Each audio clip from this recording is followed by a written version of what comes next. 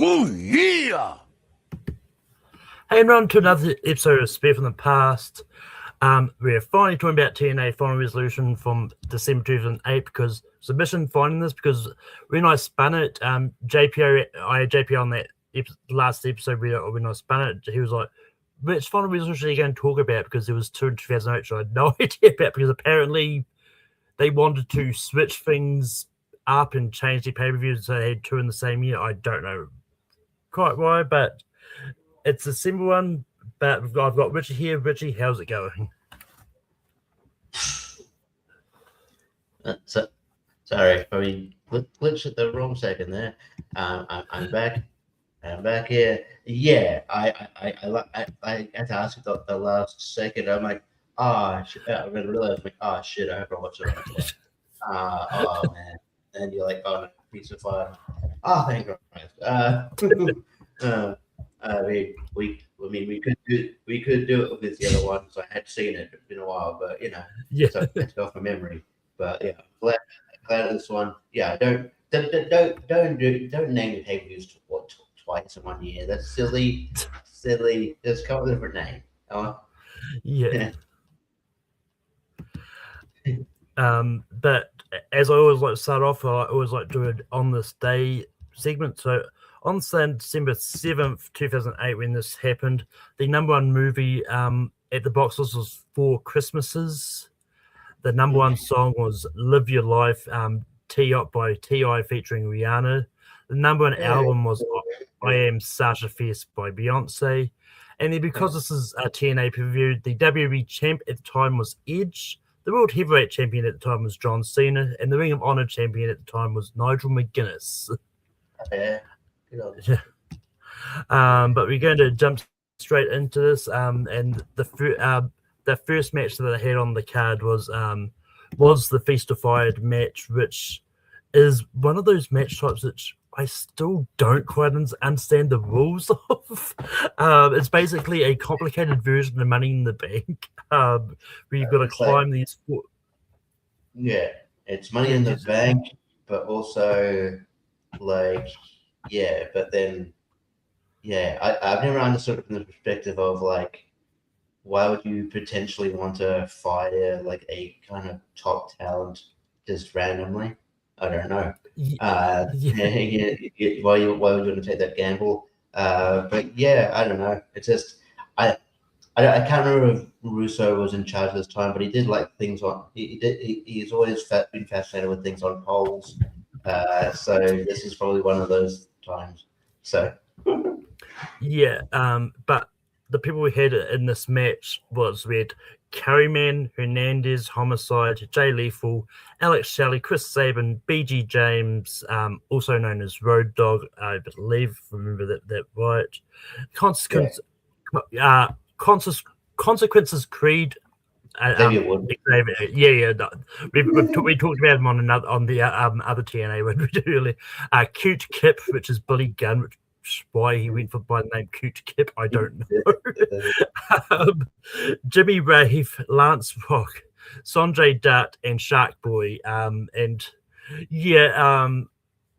this match was just like everyone was just hitting moves, and there was this moment where it was like the Motor Machine Guns were trying to get a briefcase, then they landed, but Jay Lethal stole it, and then it led on to a whole running segment that we'll talk about with Motor Machine Guns just hijacking the show throughout the time. But it's like it was kind of confusing. I don't know why it existed. I also like the fact they didn't. It was like didn't even reveal all the briefcases on that night. It was like tune into Impact to find out the results. So I don't know who was fired in this lot, but it's like Carryman, Hernandez, Homicide, and Jay Lethal won the match. I'm pretty sure I remember rightly because I did read up about this. I think it was Carryman that got fired. It was probably a way to get him. It was probably the most consequential firing because obviously, people on Curryman's Christopher Daniels, so you could just go by Christopher. Firing Curryman is not.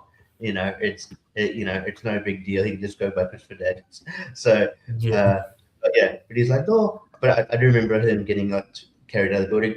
Oh, I won! No. It's funny to look at it. It's a and I think Hernandez gets the world title shot, and Homicide gets the X Division. I think that's from him. Yeah. But but Richie, what are your thoughts about the match? Yeah, it's like you said, it's hard to like go like spot by spot. It's just people like coming in, doing move, getting back out and move. But yeah, I mean, there's certain things I forgot about this era. I forgot that Lance Hoyt, now Lance Archer in AEW, went by Lance Rock at one point. So I forgot that he had that name. I used to give him shit because he has a tramp stamp. He has a tramp stamp. But, yeah, and R.I.P. Jimmy Rave. He passed away in I think 2021, I believe, 22. Yeah, but he was a good wrestler. And yeah, no, it's chaos. But I did like the finish where at the end they made a point to say, look, it was weird. You only win the match if you get to the floor, which is sick. So I don't know, like it's a proper ladder match, then Machine Guns win. So it really, I feel like Machine Guns had a case here. But then like then Jeremy Borash just full on got up and it was like, oh, okay, man, all right. But yeah, it was chaos. Like all these guys in the ring are pretty talented, and yeah, but I don't know, like it's it's weird. I think you're supposed to think that like well, it got over eventually, but you're supposed to think that like machine guns are whiny babies, but I don't think it got over that way initially because you can hear the crowd chanting bullshit. So, so I don't think, because it was. So, yeah, I don't know. It's a weird match, and they keep doing it to this day. So, yeah. But then but then we had the interview segments of Jeremy Bush. Actually, the winners we find out Jay Lethal got the tag team title shot and all that. Did he ever tag him at this point, or was he just sort of? It was with Consequences Creed. That's why he was excited on the apron. But like, I remember thinking, that's very presumptuous of Consequences Creed. He could, in theory, he could pick anybody to be a tag team, but it's like, I think I think the tag team was called Lethal Consequences. So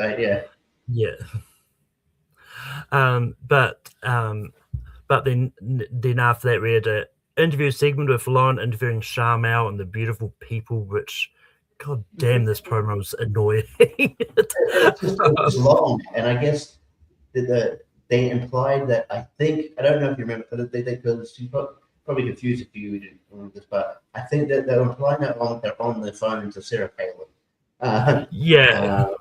And which, by the way, what ends up happening is that they bring in someone playing Sarah Palin, which ends up being Daphne, R.I.P. But so but apparently she calls it impasse. But this goes on for ages, and they don't wore out. But okay, let's get to the match. It was what it was. But then we go into the match, which is ODB, Roxy, and Taylor Wilde versus the Beautiful People and Sharmell. And for what it was, I had fun watching this match. Like ODB, Roxy, and Taylor Wilde, they ended up getting the win. But it was a fun tag match, but there's I don't really have much more to add more than that though. Bitchy, what did you think of this tag match? Yeah, this was around the time where like they were experimenting with having Sharmell maybe to get in the ring, do some stuff, but then that quickly stopped when I don't know if you've reviewed her match with Jenna Maraska. the Survivor chick. That is one of the worst matches of all time. But yeah, so I don't know. Charmel's a good character, but yeah, I don't think she should be in the ring. Like yeah, like I like I enjoyed Beautiful People as an act, and I liked I liked Taylor Wilde and everything. But yeah, I was kind of checked out of this match a little bit. So it's like, oh, okay, it's a match. And then when they won, I'm like, okay, that was a match, and yeah, just moved on. I don't know. It was fine for what it is. Uh, yeah, but and I like like I said, I like the beautiful. I miss Beautiful People actor. I think they got inducted in the Hall of Fame recently too. So the TNA Hall of Yeah, Fame. So yeah, that they were very successful at, especially when Madison Rain would come on. I think she came on a bit later on, and sort of definitely added to it. So yeah, but yeah, so I don't know. The match was just a match. It could have been on Impact, to be honest. yeah. But then next up, we had the interview with Eric Young, which was just a standard kind of interview where but then Motor Machine Gun just interrupted and asked JB where Foley's office was. And then that's kind of the end of that. It was like, What I find ironic about this, I don't know if you follow on, but in modern day TNA, the number one contender for the X Division title is Eric Young. So that's interesting. I was like, okay. That yeah, like how it's sort of it's like almost was it like it's literally almost like shit, 20, 20 years later, and he's in a similar spot. So yeah, but I don't know. He's like, I guess he's got a gimmick where he's a bit more confident now because he used to have a gimmick where he would be nervous and he'd get scared of his own pyro, and now he's got this bit of more pep in his step.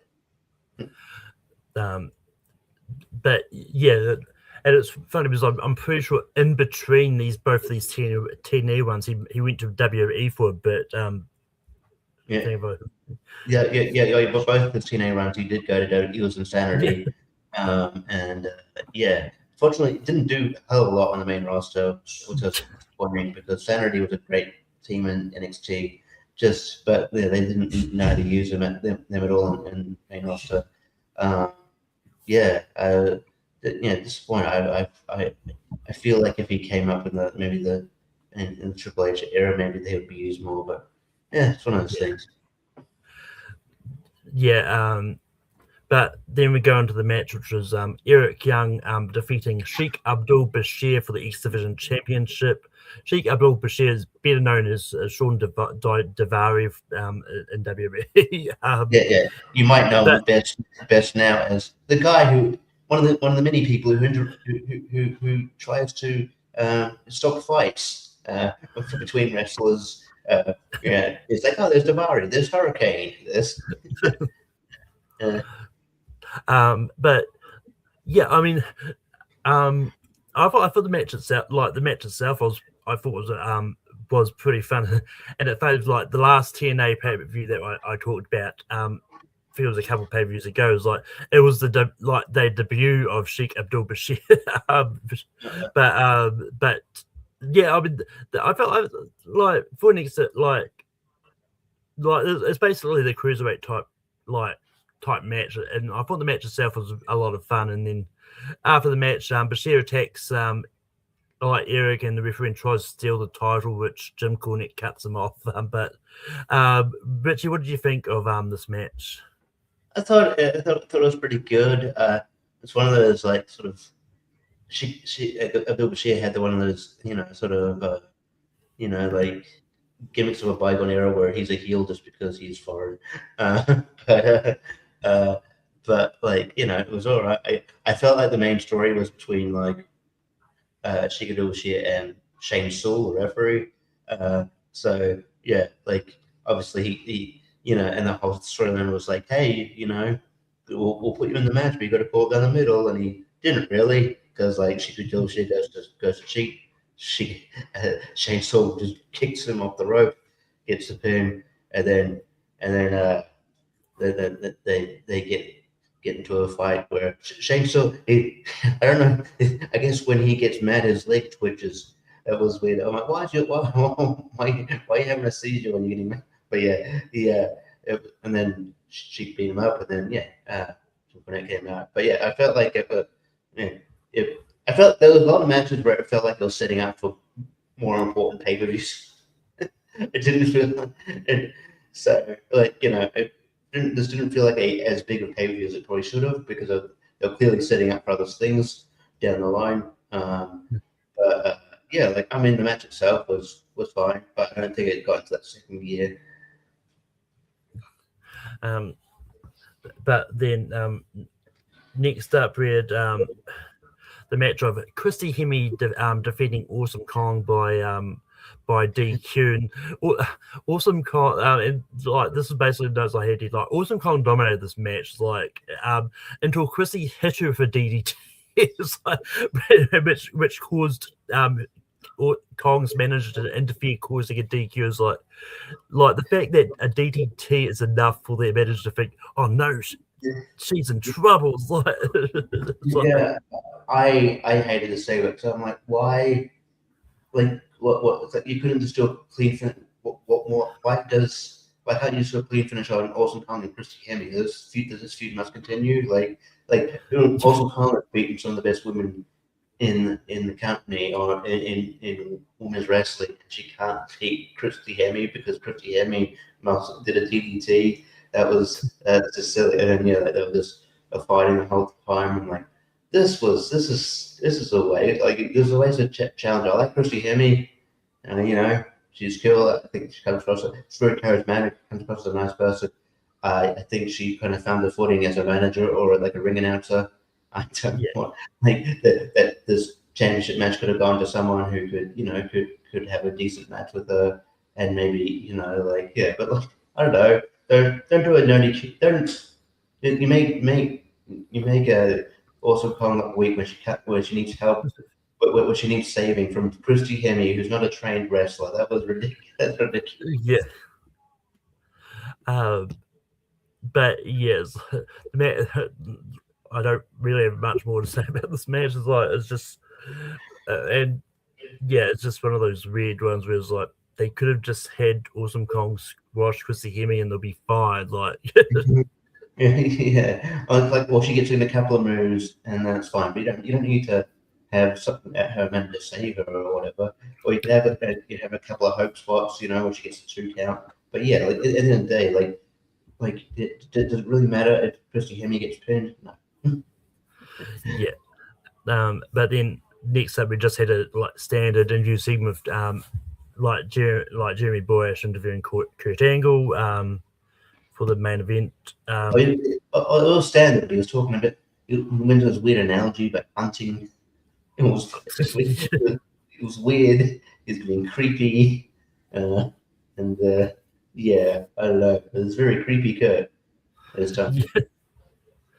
Yeah. But then next up, we had Beer Money Inc.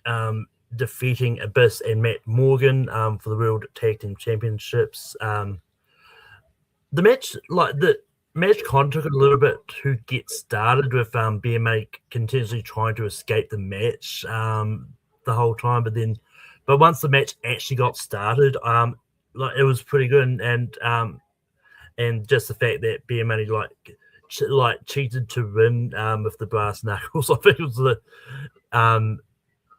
was the way that made sense, especially to defeat the monster Abyss, which I've only sort of known about recently when I've sort of watched a few clips. The AJ, and he's been showing up recently. And, yeah. And have you played him in the game? I played him a bit, and it's good they kept him in 2K26 too. That's okay.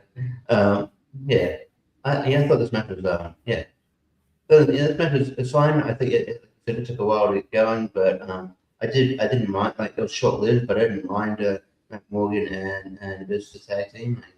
To as you could say in 2026, like 2 meaty guys, and but I think they gelled well as a team.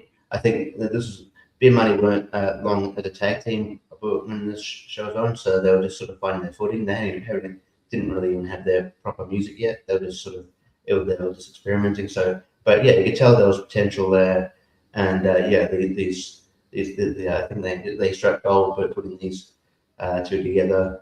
They ended up being one of my favorite tag teams, honestly, honestly ever. So yeah, there was this match was just this match was okay. Again, it probably didn't get out of second gear, but yeah, it ended up being a decent one. Yeah. Next up, we had Lauren interviewing Mick Foley and asking about being the guest enforcer, and of course that means we're going to get Motion Machine Guns tune up again, and they end up talking to Mick about the Feastified match and how Jay Lethal stole their briefcase. And then they just sort of head to the ring and say they won't leave until Mick returns their briefcase, and then Jim Cornette comes out and says that Mick has more important things to do, and then he'll call security, which leads to the debut of Suicide, which was an interesting way to debut a wrestler. It was like just having him come out and just attack Motor City Machine Guns. But Richie, what was your thoughts about this segment? I remember when I first saw it when I was live. What? Suicide, the video game guy? Okay, they're gonna make him they're gonna make the character in the video game real thing. Okay. And by the way, Suicide, I mean I guess he's very busy today because Suicide also Christopher Daniels. But yeah, he went by a few people. It was Christopher Daniels, Kazarian was the thing for a while. A couple of people. T.J. Perkins, I think, was Suicide. Jonathan Gresham was Suicide at one point. So yeah, there's a few people who have been Suicide over the years. He's still going as well. I think the character showed up in Juggalo Championship Wrestling recently. So, but yeah, I mean, they've been the character's cool. I always like his theme and the way he comes out from rafters and stuff. But yeah, I don't know. I was. Yeah, it did feel like the Motor City Machine Gun show. I guess it was just trying to get him over his heels. I mean, Alex Shelley and Crusader, I forgot how good on the mic they are. I wish they would be utilized in WWE, where I forget that they're there because they don't use their tag teams. But yeah, I think they were great on the show. Yeah, but no, I thought the debuting Suicide like this was all right because I wasn't expecting it. But yeah, it's interesting. I think this is the first time where I've seen someone debut in a video game first, and then afterwards, and then afterwards debut in real life. So there's a chance for all my creative superstars on WB2K. Yeah. But next up, we had Lauren interviewing Rhino, and Rhino says how he's going to beat up Kurt. But they will lead into the match with Kurt Angle. There's one bit I want to say. There's one weird bit in a segment I want to say because he looks at I guess she's scared of him. And she goes, I shouldn't be here, should I? And she goes, no, you shouldn't. And she just still stands there. All right, whatever. I'm like, I don't know what he's doing that's so scary, but whatever. He's just cool. You must be that scared. You're still in. Oh, anyway, that was a weird thing to say. Yeah. But then we lead into Kurt Angle defeating Rhino in a match. I'm pretty sure this was to decide who was going to face Jeff Jarrett next. I don't actually write that in the notes, but yeah, the match. I mean, for what it was, I thought the match was pretty good, but there was also moments where it was slow as well, and then but then you had this moment where Mick Foley ends up taking over as the referee, and then with Al Snow coming out to distract him. I don't think they ever follow up on that, by the way. Yeah, it's like I think they're alive.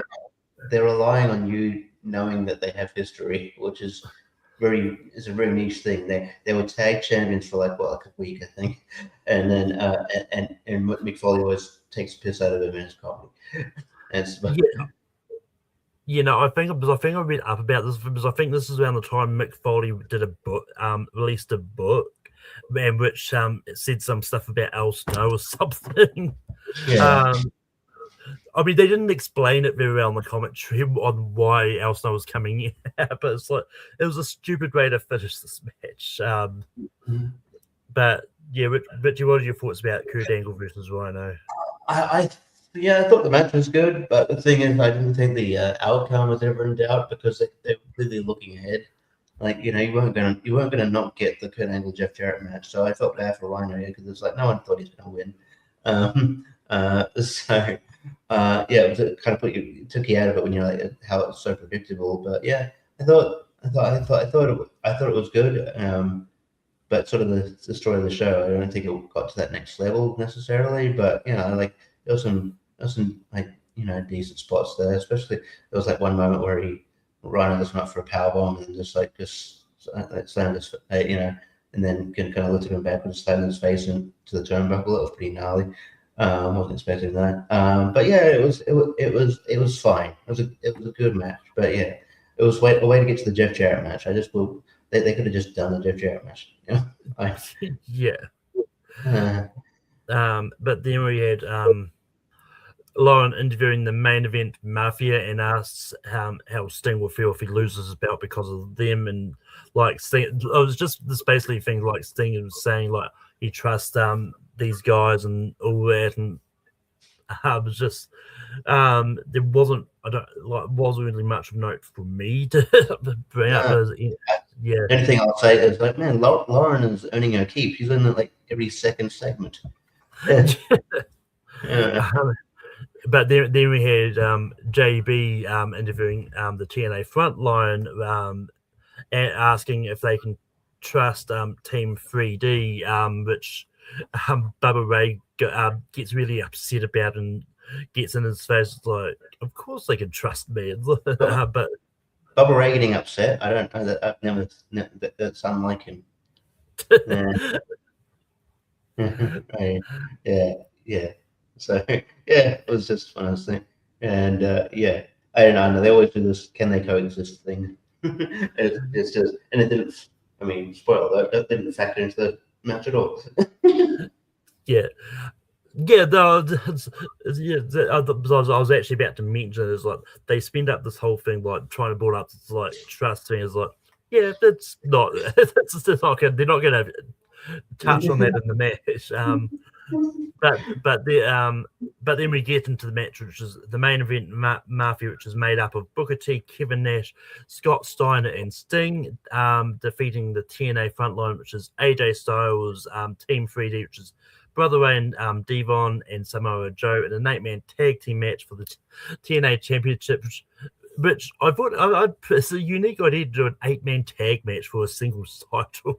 What I thought, this is kind of bullshit, where it's like, okay, if Mafia wins, Sting wins the title, like Sting retains the title, okay, that's a heelish thing, that's fine. But if anybody from the front line pins someone, then AJ's a champion, I'd feel fucking ripped off if I'm Samoa Joe and I pin someone, but I win the title for AJ like that. Like that, I'm doing all the work. That's bullshit. Yeah. But I weirdly enough, I didn't think of that at the time. It wasn't until you brought it up. It's like, oh yeah, it's like, but the redness of that thing aside, I thought the match itself was pretty good. Like even with Kevin Nash is kind of look. He's one of those. Kevin Nash is one of those ones which I've talked about him a few times on this. Is like where his matches are not always the best. Yeah. But in a tag match setting is like he shines when he's not in the ring, sort of controlling the match a lot. But it's like to come out, do a couple of moves, and tag someone in. But the match itself, I thought it was pretty good. Like this, I thought this was probably the highlight of this kind of like mess or interesting pay-per-view. But Richie, what was your thought about the main event? Yeah, I thought it was all right. There were probably there were times where it went too long where people were needing the hot tag. They did it like 3 times. They did it with Devon for a while, and then I think they I feel like they and then they were doing it with Joe, and then and then Joe never actually ended up getting the hot tag. He just fucking lost. I was like, oh, okay. But yeah, like when people were going and doing their moves, it's fine. I think Kevin Nash has never been a great worker, but yeah, he'll get, you can if you protect him, you can go in and do his spots. That's good. It's just weirdly enough, it was when he was like he'd go to the be not long, and he'd be less mobile, but but he can he can be reliable. He's the charismatic guy. He can hit a choke, he can hit a choke slam. He can hit his punches. He can he can do a jackknife to certain people. But yeah, no, but like I guess it accomplished what it was supposed to set out to. But but I guess it's weird because Sting's technically on the heel side, but if you notice it, throughout the main event Mafia's run, Sting never does the heelish things. I don't know if he in backstage. I don't know if he was ever comfortable being the heel because it's like it was Steiner that hits the low blow on Samoa Joe, and then Sting capitalized with the Scorpion Death Drop. But it's so it's interesting that dynamic. But I thought like it's probably the second best match on the show. I probably think that Fist Fight's best match. Even though it's a lot of confusing, it's confusing. But a lot of the high spots are really really cool though. So, but yeah, it's I don't know. It is I guess around this time I would have liked if the younger guys. It seems weird to say that at the time because AJ retired at 50, but the younger guys. I think they would have benefited from a win, but I think they don't really do. But I thought it was fine. Yeah, the added styles. I wonder if we went anywhere.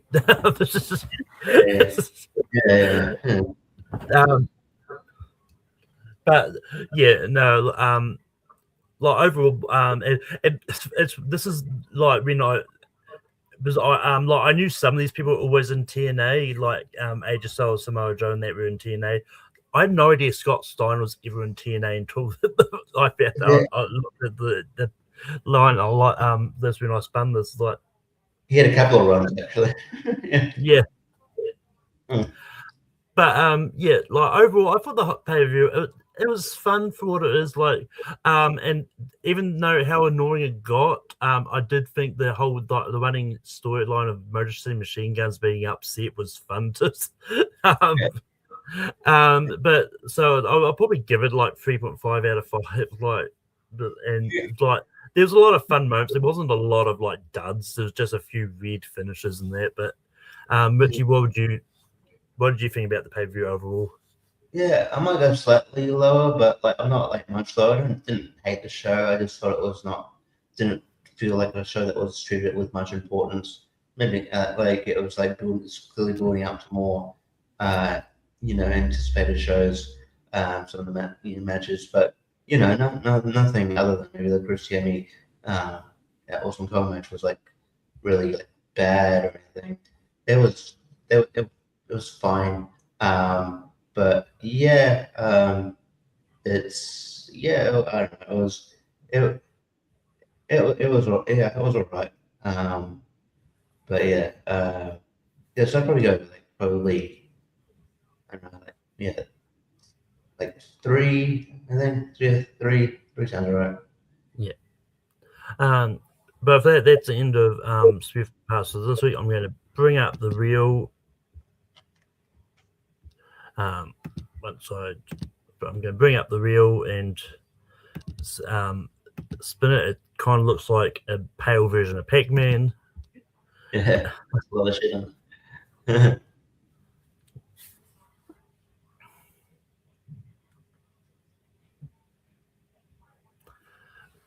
Oh, that's a good show. But yeah, we're going back to No Way Out. We're going back to WWE and do No Way Out 2001, which I don't remember that much about actually. Oh, it's a good show. It's more noteworthy show. It is a more noteworthy show than the one we just reviewed. It's yeah, no, it is. It's quite a good show. I think we did it. Lonely Marks did it for a retro review once. Oh, yeah, and it's a pretty good show for a B show. It's pretty damn good. oh, 2 out of 3 falls, man. It's just, Yeah, that might actually be the first 2 out of 3 falls match. Triple H Stone Cold. yeah. It was the first 3 stages of Hell match. Yeah, yeah. Oh, that'll be fun. That's a really good match. And then, you got other things on there. I don't give too much away. But yeah, it's pretty eventful. Yeah. But yeah, so that'll be the next but that'll be the next pay-per-view we'll talk about. But until next time, Richie, where can people find you online? Yeah, you can find me on I do Wheel of Movies. We've got a few things to catch up on. We may, I'll talk to us, but we may be doing it weekly for a couple of weeks just to catch up on things. We're doing a tribute to Robert Duvall here next this Thursday. Talking Tender Mercies, and then probably the next episode we doing tribute to Robert Carradine, talking about Revenge of the Nerds, and then we'll do a wheel and do a wheel spin, which we did. Which got Jordan spin a few days ago when we were talking about Parasite. And we're talking about Lonely Marks. We will recap Elimination Chamber from this past weekend. And yeah, other than that, you can find me on Oil Horror sometimes. I'm on there. JPO's channel. Doing ASAP trivia and whatnot. And yeah, it's pretty much where you can find me at the moment. Yeah, and you can find me on Tape Productions as I host rank them every week. Next week's episode we'll be ranking the Scream franchise. So that should be an interesting one. You can also find me popping up here and there. I pop on movie network from time. I'll be back here, spare from the past. Hopefully next week. To about No Way Out 2001. I've actually got to renew Netflix before I can do that though. But yeah, I'll pop up here and there. But until next time, see you wherever there's wrestling.